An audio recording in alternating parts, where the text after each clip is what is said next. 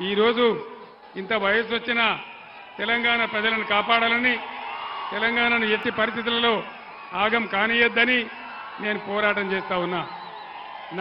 నా ప్రాణం ఉన్నంత వరకు తెలంగాణకు అన్యాయం జరగనివ్వను, ఎట్టి పరిస్థితుల్లో జరగనివ్వనని చెప్పి నేను మీకు హామీ ఇస్తా ఉన్నా.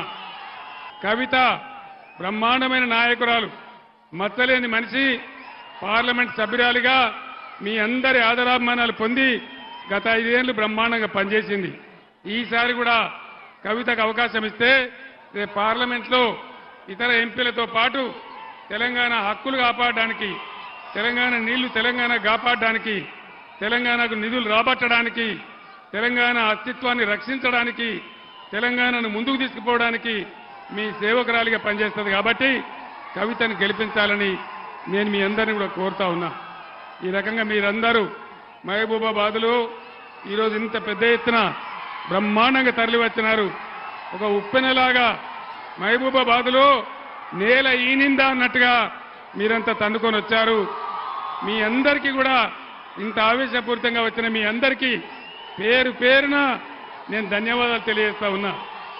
అందరికీ తెలుసు బీఆర్ఎస్ యొక్క స్వప్రయోజనాలు ఏముండవు. ప్రతి క్షణం ప్రజల కోసం, ప్రతి క్షణం ప్రగతి కోసం, ప్రతి మాట ప్రజల కోసం, ప్రతి అడుగు ప్రజల కోసంగా బీఆర్ఎస్ తెలంగాణ ఇంటి పార్టీగా పనిచేస్తుంది. కాబట్టి బీఆర్ఎస్ను ఆదరించి కవితను గెలిపించాలని కోరుతూ నేను సెలవు తీసుకుంటా ఉన్నా. జై తెలంగాణ, జై తెలంగాణ. కారు గుర్తుకే, కారు గుర్తుకే.